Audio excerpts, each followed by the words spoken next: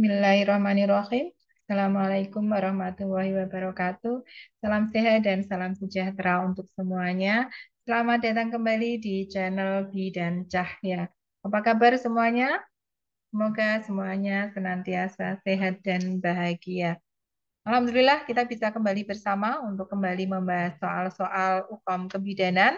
Dan untuk topik kita kali ini akan melanjutkan membahas soal untuk topik BPL atau bayi baru lahir. Nah, sebelum kita masuk ke topik pembahasan, eh, bisa di-subscribe dulu channel Bidan Cahya. Dan terima kasih yang sudah subscribe. Oke, baik kita masuk ke soal-soal yang akan kita bahas pada pagi hari ini, pada kesempatan kali ini.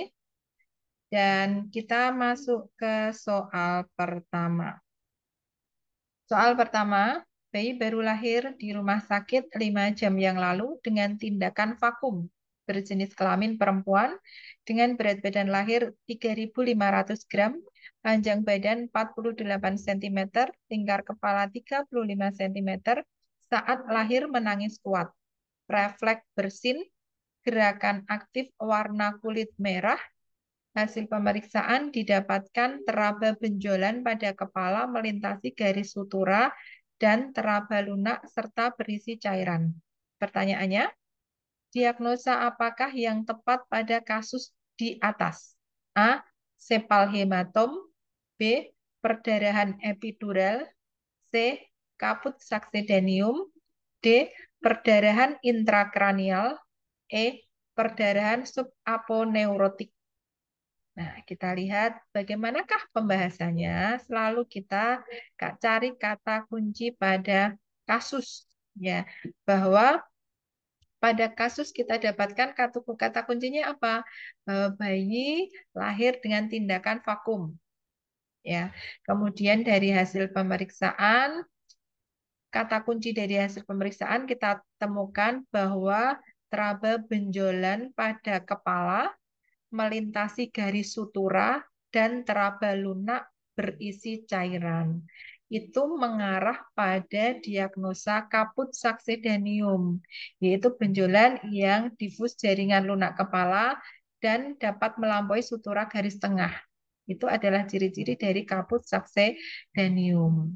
Ya, bukan sepal hematom. Ya, tidak ada data yang mengarah ke sepal hematom dan yang mendukung penegakan diagnosa kaput itu adalah salah satunya dilakukan tindakan vakum. Ya, itu jadi diagnosa yang paling tepat pada kasus tersebut adalah adalah kaput succedaneum atau C, yaitu eh, benjolan melintasi garis sutura dan teraba lunak atau berisi cairan.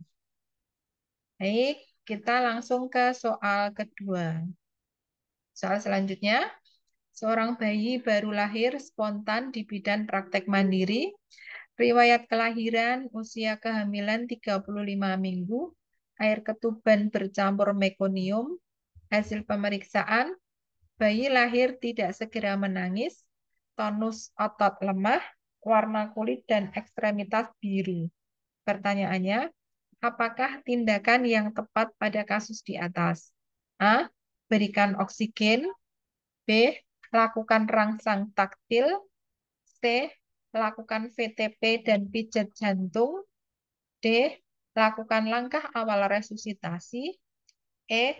Lakukan ventilasi tekanan positif atau VTP. Baik, kita lihat pada data, kata kuncinya apa? Bahwa bayi lahir spontan, aterem, kemudian didapatkan air ketuban bercampur mekonium. Dan hasil pemeriksaan didapatkan data, kata kunci di sini adalah bayi lahir tidak segera menangis. Ya, sehingga tonut otot lemah, warna kulit dan ekstremitas biru. Tindakan apa yang paling tepat? Tindakan yang paling tepat pada kondisi tersebut adalah dilakukan langkah awal resusitasi. Jadi jawaban yang D. Kenapa? Karena jika bayi baru lahir tampak tidak menangis, lemas, kurang responsif, kadang sesak napas atau bahkan tidak bernapas, maka harus segera dilakukan tindakan yaitu resusitasi. Dan ciri-ciri ini kita temukan pada kasus tersebut. Jadi pada kasus tersebut jawaban yang paling tepat itu adalah dilakukan langkah awal resusitasi. Baik, kita ke soal selanjutnya. Soal selanjutnya, seorang bayi lahir di BPM, keadaan waktu lahir sehat, lahir langsung menangis, selanjutnya dilakukan perawatan bayi segera setelah lahir.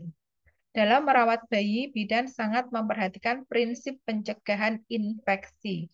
Pertanyaannya, prinsip apakah yang dimaksud pada kasus tersebut di atas? A. Bayi dirawat bersama dengan ibunya. B. Selalu pakai alat pelindung diri lengkap. C. Semua orang selalu bisa menularkan infeksi. C. Cuci tangan sebelum dan sesudah merawat bayi. E. Jumlah pengunjung dan jam kunjungan pasien dibatasi. Nah, pada kasus tersebut, opsi yang ditawarkan dari 5 opsi itu semua adalah tindakan pencegahan infeksi, ya. Semua adalah tindakan pencegahan infeksi bisa dilakukan sebagai tindakan pencegahan infeksi. Namun, yang paling tepat sebagai tindakan pencegahan infeksi pada kasus tersebut itu adalah D, yaitu cuci tangan sebelum dan sesudah merawat bayi. Ya, karena eh, tujuan dari prinsip pencegahan infeksi itu adalah membebaskan tangan dari kuman dan mencegah kontaminasi, mencegah atau mengurangi peristiwa infeksi. Nah, itu di dalam perawatan bayi baru lahir yang bisa dilakukan itu adalah dengan mencuci tangan sebelum dan sesudah merawat bayi. Ya. Jadi, jawaban yang paling tepat itu adalah D. Walaupun opsi yang lain bisa, misalkan selalu pakai alat pelindung diri lengkap, itu juga tindakan pencegahan infeksi, tapi tidak tepat dilakukan untuk pada kasus tersebut, ya, untuk mencegah infeksi pada kasus tersebut, yaitu perawatan bayi baru lahir. Kemudian bayi dirawat bersama dengan ibunya, itu juga tindakan yang betul, tetapi bukan tindakan untuk pencegahan infeksi. Kemudian mindset bahwa semua orang selalu bisa menularkan infeksi itu juga betul, tapi itu bukan tindakan pencegahan infeksi pada kasus tersebut. Ya.